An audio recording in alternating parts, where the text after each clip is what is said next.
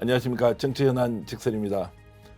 제가 직설 진행한 지가 오래됐는데요. 오늘 특별한 손님이 오셔서 정치 현안을 깊이 토론을 좀 해보겠습니다. 놀라실 건데요. 장성철 소장님 모셨습니다. 어서 오십시오. 안녕하세요. 진짜 보수 우파 패널 장성철입니다. 예, 뭐 지나치게 강조 안 하시더라도 네. 아실 분 아시니까요. 모르시는 것 같아요. 스픽스에서는 주로 정치 마키아벨리 많이 나오셨는데 네. 이제 오늘부터는 매주 네. 한 번씩 네. 정치 현안 직설에 이렇게 모시게 됐는데 감사합니다. 박진영보다 제가 좀 나을 수도 있습니다. 훨씬 낫죠. 진영이 형 그래요? 사회도 못 보고 아는 것도 없어가지고 힘들었어요. 아이고, 둘 다 걱정이 돼. 사회도 더 잘 봐야 되고 하는 것도 많아야 되는데 오늘 장선님 모시고 제가 현안에 대해서 네. 저 나름대로 좀 신랄하게 좀 질문을 좀 네. 하겠습니다. 최근 며칠 사이에 김종대 전 의원이 아, 천공 폭로를 했습니다. 네. 대통령실 이전 과정에서 네.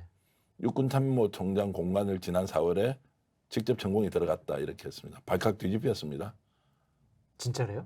모르겠어요. 뭐 증거 있어요? 그것도 모르겠는데 어쨌든 최초 제보자는 여전히 제보를 유지하고 있대요. 어떻게 보셨습니까? 대통령실이 바로 이제 고발해버렸습니다. 어저께. 김종대 의원이 좀 성급하지 않았나라는 좀 생각이 들어요. 그래요. 그러니까 대통령을 무속과 관련되게 연계시키려고 하는 거 아니겠어요? 결국에는 국가의 중요한 의사결정 구조가 합리적인 의사선택에 의해서 결정되는 것이 아니라 천공이라는 무속인의 감과 판단에 의해서 결정이 된다라는 이미지를 주고 싶어 한 것 같은데, 어떠한 사진이라든지 아니면 관련자의 육성 증언 이런 것들이 없으면 김종대 의원은 상당히 좀 위험해 보인다라고 말씀을 드려요. 결국 법원에 가서 이제 진실을 밝히겠다. 또 고발을 했으니까 차라리 잘 됐다. 제가 어저께 통화를 한번 해봤거든요. 뭐 잘 됐네. 제보자는 어쨌든 제보 내용을 유지하고 있고. 증언을 해준대요. 나와서 그럼 법정에 나와서. 그렇게까지 생각하시는 것 같아요. 근데 오. 그건 내가 확인을 안 했는데 결국 그 제보자라고 하는 분이 이제 국방부 관계자니까. 주무관이라고 뭐 이렇게 언론에 나왔던데요. 주무관보다는 좀 고위직인 것 같고요. 그래서 이제 현직에 계신지 나왔는지는 모르겠지만 뭐 그 부분에 대해서는 본인이 확실하게 견해를 유지하고 있다는 것이니, 그런데 이제 결국 지금 육군참모총장 당시에 남영신 육군참모총장이 보고를 받았을 거 아닙니까? 그때도 한참 그런 얘기가 있었어요. 이분은 그때도 아직까지 시인도 부인도 하지 않고 있어요. 한참. 그래서 이제 그분의 또 정언이나 대답도 굉장히 중요한 상황인데 좀 더 지켜보기는 봐야 되겠습니다. 지켜봐야 될 것 같은데 저는 여기 너무 우리 스픽스가 깊게 관여 안 했으면 좋겠다. 아니 잘못하면 우리 스픽스는 뭐 이제 출연을 프로그램에 하셔서 네. 김종대 의원이 말씀을 하신 거고. 아니 근데 TBS 김어준 씨도 같이 고발당했잖아요. 아니 근데 진행자가 고발당하는 거는 역대급이에요. 아니 그러니까 뭐 걸리면 다 그렇게 되나? 김어준 씨에 대해서는 좀 다른 생각과 판단이 있는 것 같은데 조심하세요, 진짜. 아니 오늘 그러면은 고소 고발 당하면 이제 뭐 고소는 안 하겠죠. 대통령실에서 하는 거니까 고발인데. 네.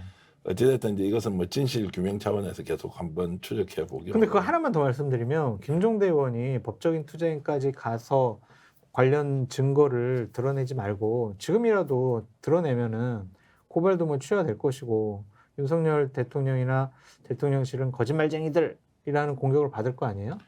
그래서 지금 그냥 드러내면 되지 않나요? 이런 것 같습니다. 이제 그 제보자의 제보 내용은 존재하고 네. 그분이 지금도 그럴 의사가 있는 것인데, 제보자가 보고 라인에서 본 건 맞지만 그 현장을 목격한 건 아니잖아요.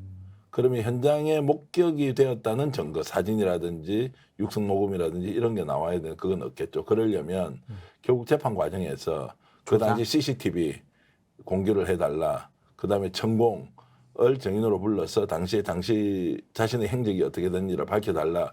이렇게 하면 결국 육하원 측이 좀 더 맞아떨어질 수 있지 않겠느냐. 하긴 생각하는 것 천공의 같아요. 휴대전화 위치 추적을 하면 그 당시 어디 있었는지도 밝힐 수가 있겠네요. 예, 그런데 이제 지금 전반적으로 언론 분위기는 뭐 저희 판단과 달리 굉장히 가짜 뉴스를 퍼뜨렸다 이렇게 이제 가는 것 같아서 상황 좀 더 지켜봐야 되겠습니다.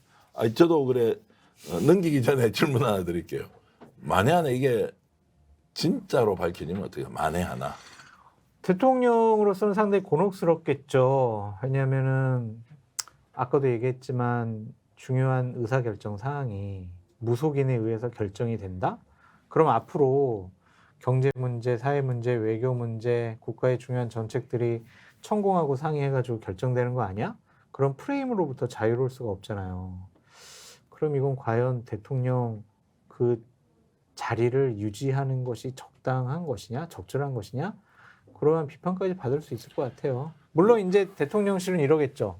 아니 그냥 뭐 가본 게 뭐 어떠냐, 뭐 그렇게 나올 수 있지만 거짓말 논란에 휩싸일 수밖에 없고 결정적으로 하여튼 무속과의 관계에 대해서 증명이 되는 거기 때문에 다른 많은 얘기들이 나올 것 같아요. 건진 법사랑 뭐 제가 대통령실 참모에게 혹시 제가 대통령실 참모라면 며칠은 더 조사를 해보고 고발을 하는 것이 맞았다는 생각이 좀 들더라고요. 네, 그 천공한테 직접 확인을 좀 하거나 네, 아니면 또 그 당시에 육군참모총장이 남영신 전 총장이 있지 않습니까?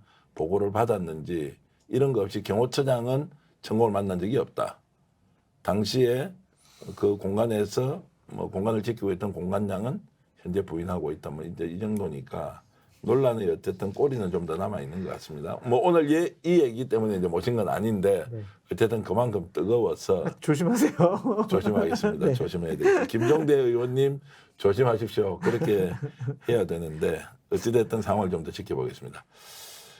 근데 오늘 윤석열 대통령에 대해서 비판하는 질문이 좀 많을 것 같은데 저 항상 뭐 하던 일인데요. 뭐. 그래요? 네. 아니 뭐 단도직입적으로 윤 대통령이 이제 당무 개입 안 하시겠다고 선언을 하셨잖아요. 몇 번 하셨죠. 예. 대통령실에서도 그러한 메시지를 냈었고 대통령도 그러한 얘기를 과거에 몇 차례 했었는데 현재 나타나는 모습은 당무에 아주 관심이 많아 보인다. 개입하는지는 모르겠지만 관심이 많아 보인다라고 볼 수밖에 없어요. 연이어서 이제 관저 정치를 하시고 식사도 하고 또 부인들도 초청해서 하기도 하고 단독 면담도 하기도 하고 이거는 그러면 당무 개입했다고 보는 게 맞지 않습니까? 그거는 나쁘지 않은 것 같아요. 저는 나쁘고 좋은 걸 떠나서 네. 일단은 뭐 네. 그것의 효과에 대해서는 좀 이따 논하기로 하고 네. 대통령이 당무 개입 안 하겠다고 했는데 이 자체를 당무 개입이 아니라고 우리가 얘기할 수 있습니까? 거기서 논의되는 사항도 좀 봐야 될 것 같아요. 예를 들면 자 전당대회 며칠 날 할 거야? 내가 생각에는 3월 초 전에 해야 될 것 같아. 당무 개입이죠. 전당대회 후보군 지금 누구야? 저 A라는 사람 별로 마음에 안 들고 B가 잘할 수 있을까? C는 괜찮은 것 같아. 이거면은 당무 개입이겠죠. 그러니까 이러한 논의를 지난 달에 윤핵관들 4명과 만찬 자리에서 논의했다라고 언론 보도가 나오지 않았습니까? 그럼 당무 개입이라고 볼 수밖에 없죠.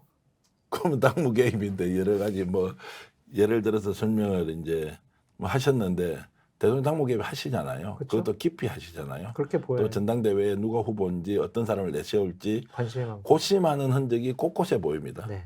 제가 느끼기로는 정한 사람은 없는데 네. 누군가 정해야 한다. 이렇게 해서 이제 뜸을 들이기도 하고 구체적으로 제안을 해보기도 하고 또 당내의 반응도 이렇게 일일이 체크하시는 것 같아요. 그러면 대통령 당무 개입했다. 그러면 대통령 거짓말 시켰다. 이것은 일단 정의할 수 있죠. 저희들이 데피니션. 그렇죠. 이제 그렇게 하는 거고 또 대통령이 거짓말 하셨다고 우리가 따져봐야 저분 거짓말 했다고 하실 분이 또 아니니까 기억이 안 난다고 하시거나 그런 말 안 했다고 하시겠죠. 그것도 우리가 또 논하는 게 큰 의미가 없죠. 없죠. 입만 아프다 뭐 이렇게 좀 정리를 하고요. 그런데 이제 정치이기 때문에 대통령이 말을 좀 바꿀 수도 있지 않습니까? 네. 상황이 바뀌었으니까. 그러면 이렇게 당무 개입을 하는 이제 첫 번째 이유는 네. 확실히 내세울 사람이 없다는 것이 대통령의 가장 큰 고민이죠. 면접 보는 것 같아요 지금. 예. 관저에서 누가 다음번 당대표 까밀까? 누가 과연 나한테 배반하지 않고 내 뜻과 의지대로 당을 운영하고 공천을 할 수가 있을까? 그런 것에 대한 당 지도부 될 사람들에 대한 면접이라고 좀 보여져요. 그러니까 상당히 좀 부적절하다. 그렇게 부적절한 것은 뭐 우리가 부적절하고 하다고 해도 대통령이 사과할 일은 아니니까 없죠. 그분 뭐 사과할 마음도 없으시니까 그런데 이번에 면접 보거나 또는 관저에서 식사를 하면서 보였던 여러 가지의 안팎의 소식들을 종합해 보면 대통령 의중은 이번에 만찬한 사람 중에서 누군가 내세워서 해보겠다 이런 마음이 드는 분이 있었을까요? 지금 뭐 대통령실의 분위기를 보면 권성동 의원이나 김기현 의원 중에서 골라야 되지 않을까? 이제 오늘 오전까지 좀 취재해 보면 네. 그런 얘기가 좀 나오더라고요. 결국 김기현 의원과 단독으로 이제 식사했던 것도 3시간 동안 이제 면담 네. 했던 근데 것도 굉장히 크다. 확실한 신뢰는 아직 갖고 계시지는 못한 것 같아요. 그냥 한번 보고 저 사람은 어떨까? 나랑 호흡 맞춰서 당을 운영 잘 할 수 있을까? 날 배신하지 않을까? 그걸 한번 좀 알아본 것 같은데 확실한 믿음은 못 받은 것 같다는 생각이 들고 그래서 돌고 돌아가지고 그래도 권성동 의원이 낫지 않을까? 뭐 또 그런 생각을 또 하신다고 하더라고요. 평소에 장 소장님이 이제 김기현 의원 잘 잘 아시잖아요. 알아요. 이분 윤 대통령하고 호흡 맞춰서 할 수 있는 분 맞습니까? 지금은 그럴 수 있을 것 같아요. 본심은 아니더라도 본인이 당대표가 돼가지고 당권을 휘두르고 또한 총선 공천에 막강한 영향력을 행사해야 되겠어라는 정치적인 이득을 취하기 위해선 그래 겉으로라도 대통령과 호흡 맞추는 모습, 대통령에게 충성하는 모습을 보이는 것이 나의 정치적인 미래에 괜찮을 것 같아 라고 판단할 것 같습니다. 대통령 뜻이 한 90% 정도는 따를 것 같습니까? 뭐 99% 따르지 않을까요? 따를까요? 네. 그러면 뭐 본인이 대통령이 낙점 안 할 이유도 없네. 김기현 의원의 원래 정치 스타일이 그런 정도라면 네. 오히려 대통령이 직접 관리하고 통제할 수 있다고 하면 그런데 이제 문제가 과연 김기현이라는 사람을 당대표 얼굴로 내세웠을 때 우리가 2024년 총선 승리에 좀 긍정적인 효과를 가져올 수가 있을까라는 정무적인 판단을 대통령이 안 할 수가 없겠죠. 저는 그 전에 질문을 드리고 싶은 게 총선에 이기고 지고의 문제가 아니라 김기현 의원을 당대표로 내세우면 당선은 됩니까? 지금 분위기로 봐서. 만약에 이제 룰을 바꾸는 문제까지 이제 가야 돼요. 그러니까 두 가지 부분인데 룰이 9대 1이냐 지금 또 100대 0도 있더라고요. 네, 뭐 9대 1이나 100대 0이나 뭐 비쌀 것 같고 예. 어차피 7대 3 룰을 당원 90, 일반 국민 10 이렇게 한다면 윤핵관들의 강한 의지와 뜻이 당원들에게 반영될 수 있다. 지난번 경기도지사 국민의힘 경선에서 분명히 우리가 눈으로 확인했잖아요. 그래서 이제 룰을 바꾸고 또 하나는 친윤 후보 단일화시킬 것 같아요. 그러니까 유승민 후보가 나간다라고 전제하에 친윤 후보를 단일화시키려고 할 거고 단일화가 안 된다고 하면 결선 투표제를 도입할 것 같아요. 그것까지 이번에 당헌당규 개정을 통해서 뭔가를 간다. 그래가지고 뭐 친윤 후보들이 뭐 2등, 3등, 4등 유승민 후보가 30몇 프로 1등 하더라도 결선 투표가 하면 우리가 충분히 뒤집을 수 있다. 그래서 결선 투표까지 당헌당규 개정을 하려고 하는 움직임이 보입니다. 자, 두 가지 나눠서 질문할게요. 동시에 드리겠습니다만. 당헌당규 개정을 네. 저렇게 막 바꿔도 되는 것인지 두 번째 그 9대 1이냐 7대 3이냐 또는 뭐 이제 10대 0이냐 뭐 이제 이런 것 넘어서서 결선 투표제까지 도입하자. 네. 이게 지금 당심으로 보면 당원들이 받아들일 수 있는 내용입니까? 당원들은 뭐 안 받아들일 이유가 없다라는 좀 생각이 들고요. 그래요? 네, 왜냐하면은 이준석 대표가 굳건하게 당대표 자리를 지켰을 때는 당이 좀 바뀌어야 돼. 윤석열 대통령에게 끌려가기만 하면 안 될 것 같아. 라고 생각했던 의원들, 당협위원장들, 당원들이 있었지만 지금은 많은 당원들이 좀 탈당한 것 같아요. 그리고 지금 한심스러운 게 정광훈 목사가 영향력을 행사해가지고 지금 당협별로 일주일에 한 40명씩 당원 가입이 늘어나고 있대요. 네. 그 사람들은 누구 말 듣겠냐고요. 네. 윤석열 대통령 말 듣고 정광훈 목사 말 들을 거 아니냐고요. 그러니까 그렇게 큰 반발이 일어날 것 같지가 않다라는 좀 생각이 들고요. 당원 당규는 뭐 비대위원장과 뭐 비대위원들과 그다음 뭐 당협위원장들 모여서 바꾸자 뭐 바꿀 수 있겠죠. 근데 결코 옳지 않아요. 특정인이 안 되게 하기 위해서 유승민 절대로 당대표 될 가능성을 1%라도 남겨두면 안 돼. 그러니까 당원 당규 룰 개정해야 돼. 이건 옳지가 않죠. 그러면 지금 뭐 건희사랑 회장하고 있는 강신업 변호사가 당대표 총괄 선언을 했습니다. 네. 여기에 정광훈 목사가 당원 가입 엄청 시켜놓을 테니까 당신이 당대표 될 수도 있다라는 소문이 있습니다.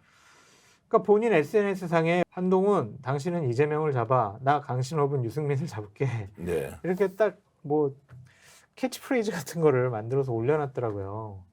그렇다면은 본인이 여러 가지 주장을 할 수 있겠지만 과연 아무리 그래도 당원들이 대통령 말을 믿지만 그 뜻에 따르고 싶어 하겠지만 강신업이라는 사람이 당대표가 되면 당은 어떻게 될 것이며 총선 어떻게 되겠습니까? 그러한 합리적인 판단을 할 수 있을 거라고 보여져요. 근데 아니, 너무하다 이거죠. 너무. 그러니까 합리적인 판단을 하는데 당헌 당규를 이렇게 바꿔서 유승민은 절대 안 되라는 것을 제도적으로 안착을 시키고 거기다가 정광훈 목사가 뛰어들어서 저렇게 당원 가입을 독려하고 그렇게 해서 사실 우리가 바깥에서 거부정당 만들려고 했는데 아예 이번에 국민의힘 우리가 먹자 이제 이런 판까지 벌어지도록 방치하는 것 또는 근데- 묵인하는 것 이게 지금 집권 여당 공당으로서 할 일이냐 이런 것은 자연스러운 질문이 되는데. 그건 아니죠. 그러니까 일단 한 70명 정도가 원래 당원으로 되어 있었고 책임 당원으로 네. 있었고 이번에 뭐 많이 가입해봤자 뭐 10만 명 이상이 가입을 하겠습니까? 그 사람들이 완전히 당원들의 의사를 바꿀 수 있는 결정할 수 있을 만큼의 숫자는 아닌 것 같다라는 좀 생각이 들고요. 저는 기본적으로 자꾸 저렇게 유승민을 위해서 안 되게 하기 위해서 당원 당규를 고친다면 아싸리 옛날 총재 시절처럼 여당 당대표는 그냥 대통령이 임명한다. 그렇게 고치라고 좀 얘기하고 싶어요. 근데 그런 발언하면 위험하지 않습니까? 찍힐 것 같은데. 제가요? 예. 저 이미 많이 찍혔는데요. 그래요. 이런 얘기 뭐 공중파에서도 많이 했습니다. 자, 그러면 이제 이런 정도의 당헌 당규 개정이 이루어지면 언제쯤 이루어질 것 같습니까? 이런 유의 개정이. 그 역순으로 해볼게요. 네. 3월 12일 날 대략 그 전당대회가 열릴 것 같아요. 예. 그러면 전당대회 열리는 시점으로 40일 전에 시작을 해야 전당대회가 끝날 수가 있어요. 그러면 대략 1월 말쯤에는 전당대회가 시작이 되어야 합니다. 예. 그러면 그 전에만 당원 당규가 고쳐지면 되기 때문에 1월 20일 전까지만 당원 당규를 고치면 될 것 같아요. 이런 상황에 대해서 유승민 전 의원은 이제 어떻게 할 것 같습니까? 그냥 본인 출마 안 한다는 이야기도 있고. 그 오늘 아침에 KBS와 언론 인터뷰를 보면 출마하겠다는 의지가 상당히 강한 것 같아요. 네. 그리고 당원당규 개정에 대해서도 아니 나 안 되게 하려고 그렇게 고치는 게 맞냐 이러면 국민으로부터 버림받는다 그런 얘기는 했는데 당원당규가 개정이 되더라도 본인은 여러 가지 정무적인 정책인 판단에 의해서 출마할 것으로 보여진다라고 볼 수밖에 없어요. 자, 그렇게 보면 김기현으로 총선을 치르는 것이 좋으냐? 네. 당원들은요. 네. 유승민으로 총선을 치르는 것이 좋으냐? 뭐 상식적인 수준에서는 유승민으로 치르는 게 훨씬 좋을 것 같습니다. 네. 그런데 이제 당원들은 대통령 뜻도 거스를 수가 없으니 이 상황을 정치적으로 판단할 거 아닙니까? 네. 어떻게 할 것 같습니까? 김기현 의원이 과연 지도자로서 감이 되느냐 그런 것에 대해서는 좀 당원들도 아직 교계를 갸우뚱하는 것 같아요. 왜냐하면은 여론조사를 보면 되게 한 자리 숫자에서도 좀 낮은 지지율을 보이고 있기 때문에 지도자 감, 뭐 당대표 감 이렇게 좀 판단하는 것 같지는 않다라고 말씀을 드리고 유승민 의원 같은 경우에는 당원들의 거부감이 너무나 워낙 세기 때문에 대통령도 싫어한다고 공개적으로 이미 증명이 된 상황이고요. 당대표 선거에 나가더라도 당선되기가 상당히 어렵다라고 볼 수밖에 없는데 저 같으면은 당원들이 왜 유승민이 당대표 되면 안 돼? 라고 주되게 인식하고 생각을 할까? 박근혜를 배신했기 때문에? 그건 아닌 것 같아요, 이제. 박근혜를 조사하고 감옥 보냈던 그 검사를 대통령으로 만들었고 그 사람이 우리 당 출신이잖아요. 그러니까 그 부분은 아닌 것 같고 당원들은 시끄러운 것에 대한 거부감이 있는 것 같아요. 유승민 시켜놓으면 또 윤석열 대통령하고 싸워가지고 총선 내부 분열 때문에 망하지 않을까? 계속 집권 내내 당대표인 유승민이 태클 걸고 다리 걸고 막 발목 잡고 이러지 않을까? 그래서 이준석도 내쫓아 버린 거 아니에요, 결국엔. 그런 의구심을 불식시키는 것이 가장 중요해 보인다라고 말씀드려요. 그러면 내일 당장 투표한다. 네. 그럼 누가 이길 것 같습니까? 김기현하고 유승민이요? 예, 유승민 두 분이. 아, 이거 어려운 문제인데. 그죠? 네. 그럼 좀 이따 좀 더 섞어서 해보겠습니다. 강신업도 나오고 김기현도 나오고 유승민도 나온단 말이에요. 거기 이제 나경원이 나오느냐 안 나오느냐를 봐야 될 것 뭐 같아요. 그건 아까 말씀하신 대로 뭐 윤핵관 교통 정리하겠죠. 할까요? 해내겠죠. 어제 만났는데 나오려는 의지가 너무 강하던데요. 아니 뭐 아직. 그렇다 하더라도 본인으로 낙점되기를 기대하면서 난 절대 단일 안 한다 이렇게 하겠지만 정치라는 게 이제 상황이 바뀌면 결국에는 본인 뜻을 꺾을 수밖에 없는 경우도 생기잖아요. 근데 그걸로 봤을 때 저는 강신업은 오히려 나경원 전 원내대표보다는 더 강한 출마 의사를 가지고 있다. 왜냐하면 네. 극우 활동을 하는 분들은 특징을 보니까요. 이게 지금 이념적으로 또는 지금 현재 대통령을 돕기 위한 이런 것과 함께 돈 문제도 있는 것 같아요. 후원금, 아, 슈퍼챗. 출마하면은 또 모은다. 아니 출마하면 모으기도 하죠. 정강훈 목사가 좀 막강한 저런 힘을 가지고 대외 활동을 하는 네. 그 뿌리가 결국에는 정당이라는 구조 안에서 정치적 색깔을 가지고 여기에서 호응하는 사람들이 돈을 사실 많이 대주니까 후원금 형태로. 그렇죠. 그래서 극우 쪽 활동하는 사람들이 더욱더 극우화되는 이유는 돈과 관련이 있다. 이렇게 보면 강신업이 물러설 가능성이 별로 없어 보인다. 이게 제 생각인데요.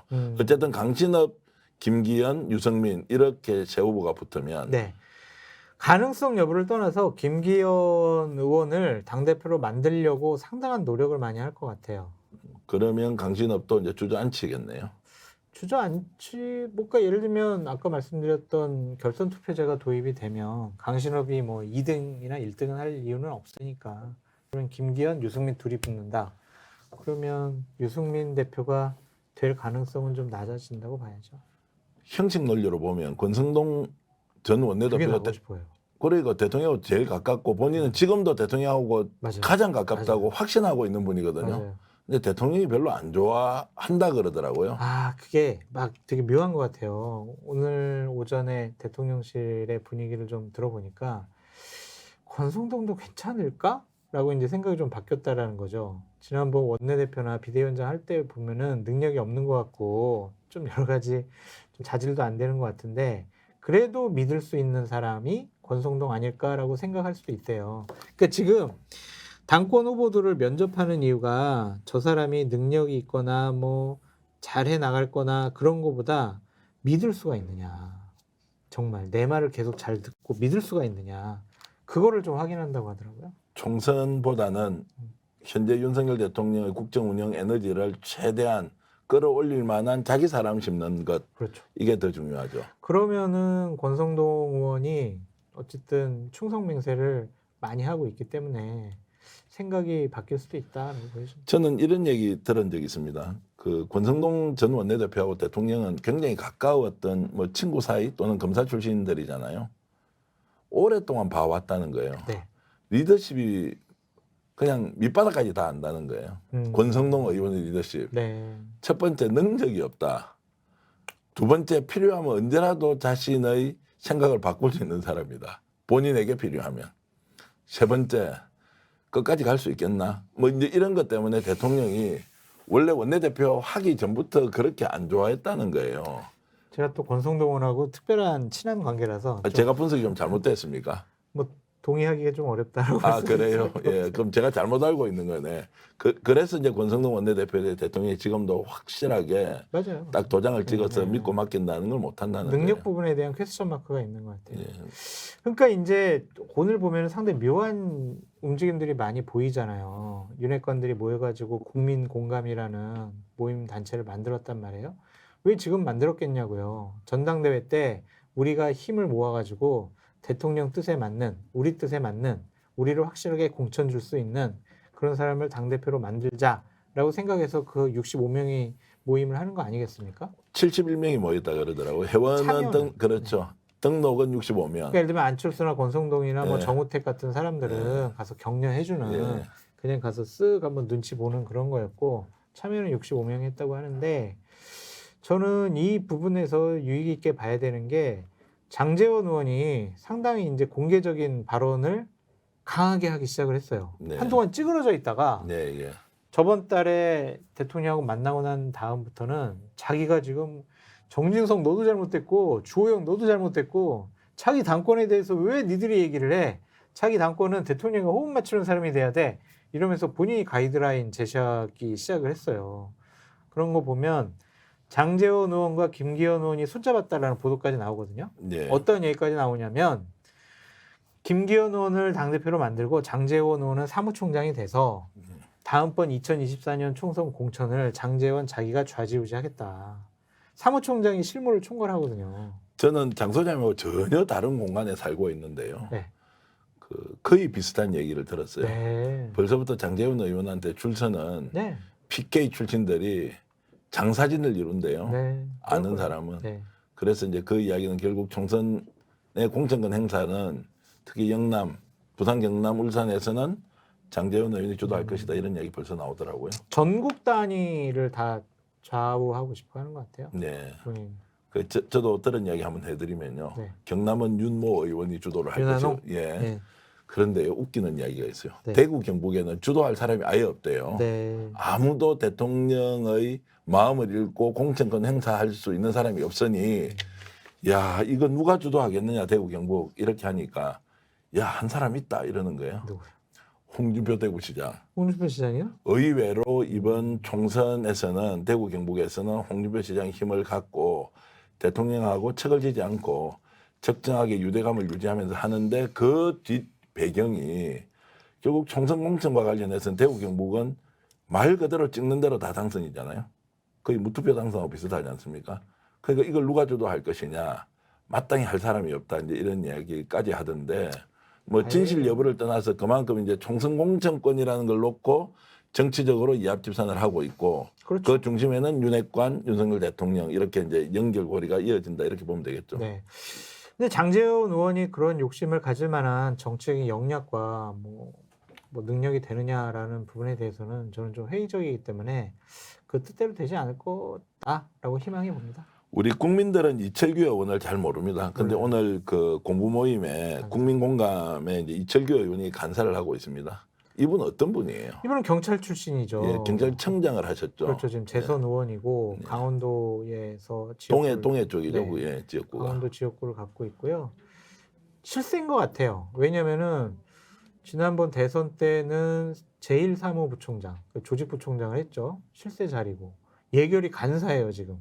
거기다가 이 국민공감이라는 윤핵관 모임에 또 간사를 하고 있어요.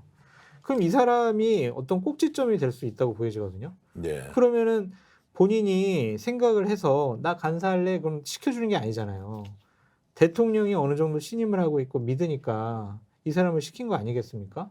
그 앞으로 당의 움직임이나 아니면 누가 뭐 공천을 받을까 이 부분은 이철규 의원의 눈에 들어야 될 수가 있을 것 같다. 제가 오늘 장소영 이런 방송하면서요. 네. 그 혹시 정치지망생들, 특히 국민의힘 쪽의 정치지망생들은 우리 얘기 사실 깊이 잘 챙겨들어야 할 것 같은데. 그러면 줄 서는 게 제일 중요합니다. 줄다리기 절대로 하지 마시고요. 그냥 줄을 서세요. 네? 이게 뭐 나의 신념과 고집으로 국민의힘을 개혁하고 보수우파 정당을 혁신해야지 절대로 그런 생각, 그런 허황된 꿈 버리시고요.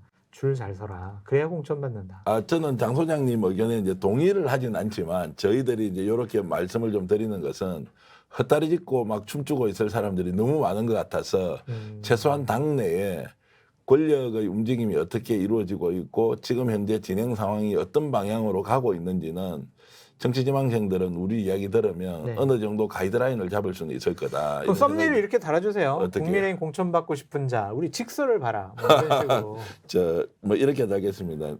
공천 원하는 자 장 소장의 눈을 봐라. 또는 뭐 이렇게 이제 하겠는데요. 어쨌든 이철규 의원이 이렇게 이제 국민공감을 만들어 놨다는 것은 그만큼 여기에 힘을 실어서 전당대회에 영향을 행사하겠다. 그럼요. 공식화한 거죠. 당연하죠. 그러니까 이게 국민의 눈치를 보고 국민을 위한 어떤 정책, 공부 이런 거보다는 우리가 똘똘 뭉치자. 우리 흐트러지지 말자. 단일 대우를 구성해서 윤석열 대통령에게 충성하는 그러한 당대표를 만들자라는 확신에 찬 자기 선언이 아니냐. 이렇게 볼 수 있습니까? 그러면 전당대회까지는 윤핵관 또는 윤 대통령을 중심으로 국민 정서 고려하지 않고 똘똘 뭉쳐서 그렇게 할 거예요. 확실한 사람 한번 내고 네. 전당대회 이후에 총선은 아예 다른 길이니까 그때 다시 논의하자. 그렇죠. 그때 뭐 대통령께서 강하게 본인의 고집과 신념을 반영시키려는 구조를 만들 수밖에 없다라는 좀 생각이 들고 옳지 않은 것 같다라는 생각이 들어요.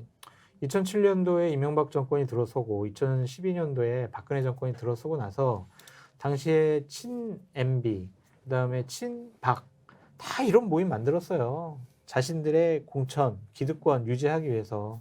근데 이러한 모임을 만드니까 결국에는 개파 싸움이 일어났고요. 결국엔 당은 분열이 됐고 총선에서 졌고 그 다음번에 대선에도 졌습니다. 그래서 이렇게 당의 분열을 시키는 이러한 모임을 윤핵관들이 만든다는 것 자체가 과거의 잘못된 경험들에 의해서 배우지 못하는 모습이다라고 보여져서 저는 앞으로 국민의힘의 미래에 대해서 상당히 우려스럽게 보는 입장이에요. 미래에 우려스럽다는 말씀은 총선에 대표할 가능성이 높다. 이대로 가서는. 현재로서는 수도권에서 여론조사를 해보면 그리고 MZ세대 20, 30대의 여론을 보면은 윤석열 정권에게 국민의힘에게서 우호적이지 않아요. 그것을 어떻게 반등시킬 수가 있을까라는 부분인데 지금 대통령은 이재명을 때려잡고 노조 때려잡고 언론 때려잡어 그러면은 여론이 국민들이 우리를 지지할 거야 라고 생각을 하시는 것 같아요. 물론 그게 성공할 수도 있을 것 같아요. 진짜 민주당과 이재명이라는 사람을 완전히 부정, 부패, 비리 이런 쪽으로 프레임을 걸어가지고 규정을 시켜놓으면 선택지가 없어지잖아요. 국민들은. 지금 그 말씀 들으니까 꼭 극우 방송에서요. 네. 지금 이재명을 때려잡으면 우리 다음에 기회가 온다. 지금은 윤석열 대통령을 중심으로 똘똘 뭉쳐서 애국 세력들이 종북 좌파 몰아내자 막 이런 방송을 요즘 부끄러움없이 막 하잖아요. 정광훈 목사는 더 하고. 이런 게 실제로 국민 정서하고 너무 떨어져 있는데 이게 총선에서 과연 국민의힘이 이길 수 있느냐. 저희 상식과 경험으로는 절대 불가인데 여전히 이 길로 가고 있는 것에 대해서 당 내에서는 나서서 의원 중에 아무도 비판 안 합니다. 안 해요. 아무도 안 해요. 안 해요. 네. 그러니까 바깥에 있는 분들이 비판을 해도 장 소장님 같은 분도 이렇게 좀 진솔하고 솔직하게 조언을 해주는데 저 민주당 이중대다. 저 우리 편 아니고 종북 좌파 편이다. 이렇게 몰아세우는데 여기에 대해서도 장 소장을 옹호하거나 보호해 준 사람 아무도 없어요. 저 욕 엄청나게 하고 있죠. 뭐 보호까지는 바라지도 않는데 저에 대한 비판과 욕은 되게 많이 점점 더 증가되고 있다라고 말씀을 드리고 그게 저는 2020년도 총선 결과 때문에 당이 완전히 죽은 정당이 됐다라고 말씀을 드려요. 국민의힘의 87%의 의원이 공천만 받으면 당선되는 지역의 지역구를 갖고 있거나 아니면은 그냥 비례대표 의원이에요. 그러니까 공천 받으면 당선되는 사람들이 87%가 모여 있어요. 그런데 거기서 무슨 혁신을 얘기하고 개혁을 얘기하겠냐고요. 그냥 눈치 잘 보이면 나 또 공천 받고 나 또 당선되겠네. 그런 생각만 가질 거 아니겠습니까? 그러면 뭐 국민들이 뭐 개혁을 통한 외연 확장이나 뭐 이렇게 국민의힘에 기대할 수 있는 게 구조적으로 지금 안 된다는 그런 말씀. 불가능하죠. 수도권 민심이 중요하다고 하고 수도권의 결과가 총선 결과를 좌지우지한다라는 건데 대략 130개 수도권 의석수 중에서 지금 국민의힘이 18개인가일 거예요. 근데 그 중에서도 제가 봤을 때 한 15개는 강남, 뭐 서초 이런 데 지역구 같아요. 그러니까 여야가 첨예하게 대립돼서 중도의 선택에 의해서 당선되는 지역구에서 당선된 사람은 3명밖에 없다라는 결론이죠. 그러니까 당이 완전히 일방통행이 될 수밖에 없어요. 공천만 받으면 난 당선될 수가 있으니까. 근데 이런 상황을 수도권 수도권 지금 이제 지역위원장들이 그대로 그냥 두고 볼 수는 없는 거 힘이 아니에요. 없잖아요. 좀 더 나가면 이번에 전당대회 할 때 이런 방식으로 윤핵관 한 사람 찍어서 대통령의 뜻이다라고 해서 똘똘 뭉쳐서 하면 조금 전에 말씀하셨듯이 전국에 80개 정도 지역구가 비례대표를 제외하면 그 말 그대로 이제 그냥 꽂으면 당선되는 그런 지역구는 따르지만 자신이 총선에서 당선 가능성이 떨어지고 특히 중도 확장 노선을 견지해야만이 총선에 당선될 수 있다고 생각하는 사람은 오히려 윤핵관 말 안 들을 거 아닌가요? 근데 기본적으로 여의도에서는요 사람이냐 아니냐는 배지를 달았느냐 안 달았냐에 따라서 배지를 단 사람은 사람이고 배지 못 단 사람은 사람이 아니에요. 그 사람들의 발언은 같은 당협위원장, 조직위원장이 하더라도 그 영향력에 있어서는 100분의 1도 안 될 것 같아요. 무의미한 존재예요. 그냥 당선되지 못한 당협위원장들도 다음번에 공천을 받아야 자기가 다시 한번 배지에 도전할 수 있는 기회가 생기니까 다른 얘기를 하기가 쉽지 않을 것 같아요. 너 다른 얘기해? 너 공천 안 줄 거야. 이래버리면 어떡할 거냐고요. 정치 낭인이 돼버리는데. 그러니까 공천이라는 것이 당선 여부 이전에 이루어지는 일이니까 지금 조금이라도 눈에 벗어나면 그 기회조차 없으니까 하고 싶은 말이 있어도 하지 않는다. 그리고 회유와 협박이 가능하잖아요. 여당은. 예를 들면 당협위원장 야, 너 목소리 내지 마. 내 저기 어디 공사 사장 자리 줄게. 어디 감사 자리 줄게. 아이 그렇게 경력 쌓아야 될 거 아니야. 그러니까 우리 말 들어. 누가 할 수 있겠냐고요. 윤핵관들이 그건 할 수가 있잖아요. 그래서 회유를 통해서 협박을 통해서 또 박순자 의원 같은 경우도 정치자금법 위반으로 지금 기소를 당했거든요. 그런 거 보면 너 이걸로 너 선거법 위반으로 너 걸 거야. 이렇게 협박하면 어떡하냐고요. 그러니까 김남국 의원 지역구 아닙니까? 네. 박순자 의원이 안산인데 네. 그런 분들도 제 목소리 내기가 구조적으로 힘들어요. 어렵다. 힘들어요. 그러니까 집권 여당의 당협위원장을 하는 것만으로도 그 지역에서는 상당히 대우를 받고 당협위원장직을 갖고 있어야 다른 공직에 나갈 수 있는 발판이 되기 때문에 다른 목소리 내기는 어렵다. 유승민 의원 이야기 한 번 더 질문하면 이번에 출마할 것 같습니까? 할 것 같아요. 어렵겠지만 할 거는 같아요. 할 것 같다. 예. 그러면 이준석 전 대표는 바깥에서 이제 돕습니까? 아니면 실제로 거기 캠프 안에 들어갈 가능성도 있습니까? 그럴 가능성은 없는 것 같고요. 그냥 예. 공중전을 통해서 원론적인 얘기만 할 것 같아요. 예를 들면 네. 유승민 뽑아주세요. 그래야 당이 총선에서 이겨요. 이런 직설적인 얘기보다는 당이 나가야 될 방향을 원론적으로 본인 주장을 내세우면은 당원들이 뭐 알아듣지 않을까. 유승민 의원하고 같이 손을 잡고 갈 만한 이제 국민의힘 내부에 지금 현역 의원들이 있습니까? 한 7, 8명 되는 것 같아요. 7, 8명. 예, 경기도지사 선거 때 유승민 대표를 도왔던 사람들이거든요. 네. 그러니까 대체 어떤 분입니까? 김웅 의원이라든지 예, 김웅 의원, 아니면은 유이동 의원. 유이동 의원, 유이동 의원 같은 경우에는 선대위원장까지 네. 했었고 또 뭐 허은하 의원, 허은하 의원이 있고 네, 포항에 또 김병욱 의원이요. 김병욱 의원 있고 예. 한 7, 8명 되는 것 같아요. 그러면은 뭐 적은 것도 아닌데 사실 당 대표 출마했을 때 한 7, 8명의 현역 의원이 물론 이제 그 당은 당규상 지지 선언을 할 수 없지만 캠프에서 활동한다 이러면 어느 정도 선거 운동 자체는 뭐 해낼 수 있겠네요. 근데 당협을 방문해서 당원들을 만나야 되는데 네. 다른 당협에서 너 오지 마. 문거로 잠그기 때문에 선거운동하기는 상당히 어려운 것 같다. 그래요. 말씀드려요. 그 경기도지사 선거 때 그랬잖아요. 그 경선 때 다른 당협 가면은 그냥 문 잠궈놓고 전화도 안 받고 오지 말라 그러고.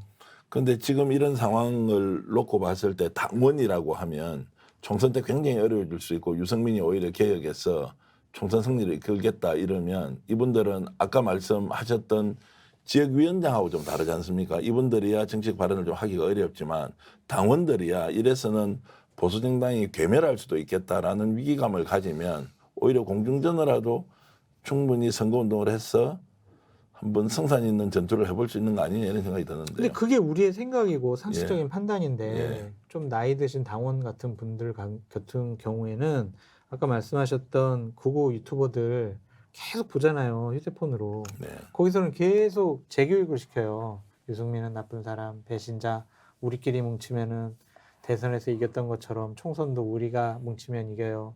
우리 그냥 단일대우 유지해야 돼요. 이런 식의 얘기만 계속 반복적으로 세뇌시키니까 다른 합리적인 얘기는 안 듣는 것 같아요. 장 소장의 말씀은 결국 윤석열 대통령 뜻대로 당은 움직이고 대통령이 내세우는 사람이 당대표가 될 가능성이 가장 높고 네. 총선 결과는 이렇다 저렇다 지금 예단할 것이 없고 그때 가서 판단하겠지만 결국 미래는 암울하다 이렇게 좀 정리를 하겠습니다. 총선 결과는 어렵다고 보여지는데 네. 민주당이 과연 지금 검찰밥 사법 리스크를 견딜 수가 있을까라는 생각이 들어요. 네. 저기도 만신창이가 될 거기 때문에 그렇다고 또 정의당이 존재감을 보여주기도 어려운 것 같고 그래서 결국에는 투표율도 낮아지고 뭉쳐있는 또 국민의힘 또 집권여당 지지하는 분들은 또 대규모로 나오고 그럼 또 그렇게 크게 지지 않을 수도 있는데 어쨌든 현재까지 여론조사의 중도의 표심을 보면 국민의힘은 선거에서 이길 수가 없어요. 자, 거꾸로 돌아가서 오늘 인터뷰 처음에 제가 말씀드렸던 대통령이 지금 현재 당무에 개입합니까 하지 않습니까? 이제 이렇게 여쭤봤고요. 근데 왜 이리 저도 무감각해지고 평론하시는 소장님도 무감각해지는 어떤 게 대통령이 거짓말 시키는데 국민들이 뭐 또 나올 게 나왔네. 왜 거짓말 시켜요? 이렇게 처음엔 따졌단 말이에요. 네. 지금은 안 따져요. 네. 왜 이렇게 됐습니까? 국민들이.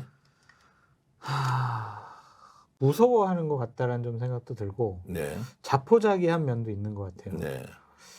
우리는 바이든으로 들리는데 새끼라는 단어도 들었는데 기억이 안 난다고 그러고 안 했다고 하는데 그리고 이상민 장관 분명히 12구 참사에 정말 정치적인 책임이 있는 것 같은데 법률적인 책임만 따진다고 하니까 말이 안 통한다. 그래서 아예 뭔 얘기를 해봤자 소용이 없겠구나. 자포자기하는 부분이 있을 것 같고요.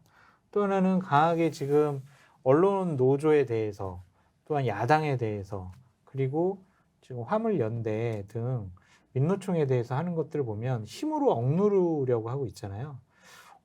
내가 잘못 얘기했다가 아니면은 내가 밉보였다가 시범 케이스로 당하면은 이거 내 신상에 괜히 불리한 일들만 생기지 않을까? 그런 두려움도 있는 것 같습니다. 그러면 이런 두려움을 갖고 계속 살아야 됩니까? 쫄아서? 아니면 그러면은 안 되겠죠. 그런 대통령의 의도가 뭐 국민들을 강요할 수는 없을 것 같고 독재 정권도 이겨냈던 대한민국 국민들이고 또한 대통령이 법과 헌법을 위반을 하면 탄핵까지 시킨 그런 국민들 아니겠어요? 근데 하지만 문재인 정권이 잘못했다라는 인식을 아직도 많은 국민들이 갖고 있고 그걸 기반으로 해서 정권 교체가 됐기 때문에 윤석열 대통령은 정치를 해보신 분이 아니고 힘으로써 권력을 유지할 수 있다, 강요할 수 있다라고 판단하는 것 같아요. 지금은 초창기니까 그러한 이렇잖아요. 저 사람이 되게 고도의 기술자가 칼을 막 쓰는 것 그게 무서운 것이 아니라 갑자기 저 칼이 어디로 나올지 무서우니까 처음에 피해 다니는 거잖아요. 네. 그런 상황이 아니냐라는 좀 생각이 드는데 윤석열 대통령께 드리고 싶은 말씀이 있어요. 힘은 사용할 때보다 사용하지 않을 때 그 영향력이 더 커질 수가 있다라는 생각이 들고 힘을 사용하면 국민들이 무서워하고 멀어질 수가 있지만 힘을 사용하지 않는 모습에 국민들은 감동을 느낄 수도 있다. 전 그렇게 말씀드려요. 저는 이제 국민의 한 사람으로서 또는 이제 전직 기자 출신으로서 의견이 다른 것은 충분히 수용하는데 거짓말을 좀 시키잖아요. 처음에는 한두 번 이해를 하려고 하다가 자꾸 시키는데 상대가 부끄러워하지 않잖아요. 그때부터는 드는 생각이 좀 무시당한다는 느낌이 있잖아요. 그렇죠. 국민으로서도 무시, 그렇죠. 또 전직 언론인으로서의 무시. 왜 대통령이 그렇게 하지? 그런데 더 웃기는 거는 그걸 바라본 사람들이 상식 수준에서 판단하지 않고요. 야, 대통령 맞잖아. 그 너희 왜 이래? 날리면 국민이 지금 30%고 바이든이 70%인데 그 왜 그걸 너 또 100%라고 얘기하면서 막 저희들을 공격하면서 따져요. 네. 야, 이런 변절이 어디 있느냐. 우리는 말을 할 때는 솔직하게 하자. 그런데 봐줄 때는 좀 봐주자. 뭐 이런 게 있었는데 지금은 완전히 무시당하는 느낌. 그래서 이걸 어떻게 해야 되느냐. 계속 이렇게 참아? 아니면 확 들고 일어나서 예전에 막 우리 술 마시고 깽판 부리는 거 있잖아요. 이렇게까지 해야 되는 생각이 들어서 야, 지금 부글부글 이제 끓고 있는 이런 민심들이 어떻게 표출될지는 잘 모르겠다 이런 생각이 좀 듭니다. 그러니까 민주당이나 진보 진영도 좀 반성을 해야 되는 것이 무엇이냐면 윤석열 정권이 저렇게 강요하는 억지스러운 통치 행위를 보이고 있는데 민주당으로 화끈하게 국민들이 지지해 주진 않잖아요. 이재명 당대표의 사법 리스크도 있는 것 같기도 하고 잊어버릴만 하면 나오는 조국 전 장관의 헛소리 그런 것도 민주당으로 또 야권으로 국민의 관심과 눈길이 가지 않게 방해하는 하나의 요인이 아닐까라는 좀 생각이 들어서 민주당 내부에서도 자정적인 기능이 좀 있어야 되지 않을까라는 생각이 듭니다. 참 오늘 뭐 한 50분 정도 장성철 소장을 통해서 주옥 같은 피가 되고 살이 되는 말씀을 잘 들었습니다. 매주 한 차례 이제 장 소장 이렇게 만나면서 네. 우리 방송을 보는 시청자들이 두루두루 정보를 취합하면서도 자신은 어떤 선택을 하는 것이 좀 더 맞는지 네. 정치 지망을 하시는 분이든 정치에 관심이 있는 분이든 아니면 네. 좀 야당이 좀 더 개혁적으로 나가길 바라는 분이든지 우리 살아있는 소중한 정보를 많이 네. 전해주면서 알겠습니다. 우리의 토크, 네. 대담의 질을 계속 높여 나가도록 하겠습니다. 알겠습니다. 열심히 준비해 보겠습니다. 저도 열심히 하겠습니다. 네. 오늘 장 소장 고맙습니다. 감사합니다.